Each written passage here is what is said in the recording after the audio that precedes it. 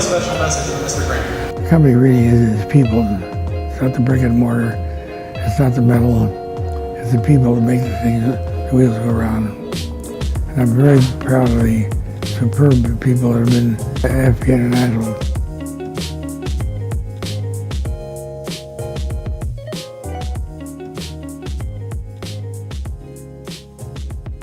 I was working once for someone, and I said something to my dad, and he says, that man owns the company, doesn't he? And I said, yes, and he says, well, you do whatever that man tells you to do. And I remember that, and Mr. Graham hired me, that's what I remembered. And yeah, Mr. Graham owned the company, it was his company, so my job was to do whatever he told me to do. He was the dreamer of the mini PAK'R. That was his idea. And he wanted to put a mini PAK'R in every place where you could put a small machine, every UPS, every store, every restaurant that shipped, anybody that shipped anything. And that was his idea. Oh, Mr. Graham, I'm very pleased that I had the chance to meet him several times. So I met him here in Europe and also in the US. I really like his sharp questions because that every time challenged you the most, and you could really see also when he was getting older that he had a good sharp mind. And I was really pleased to see his innovative aspect in his background, his technical background, and that he was really interested to change things. And that was unbelievable for me, and I wish I would have a grandfather like him.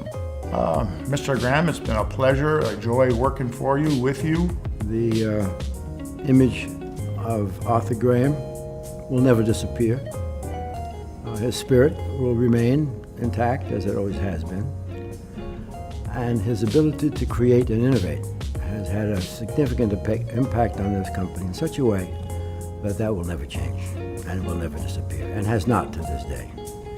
Well, I'm most proud of the fact that I've tried my best to keep the family culture in this company that Arthur Graham established some 50 years ago so that this company can continue to attract and keep the best global employees we can. How I know I matter?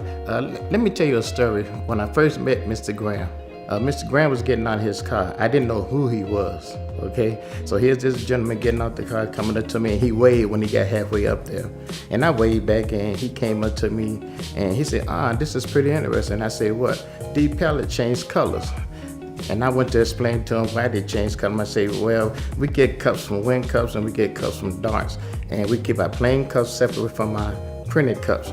And Mr. Graham said, pretty interesting. He said, by the way, do you know where the manager office is? I said, sure, I do.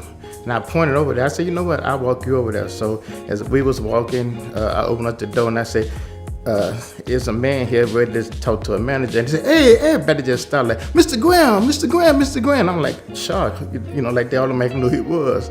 He said, do you know who that is? I said, no, that's Mr. Graham. I said, Mr. Graham, who is Mr. Graham?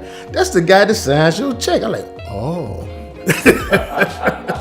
So about 20 minutes later, Mr. Grant came out, and he shaked my hand, and he said, good job. And then he said, maybe I ought to surprise y'all more often. And he smiled and walked down the ramp. So that was the most memorable time that I met about him.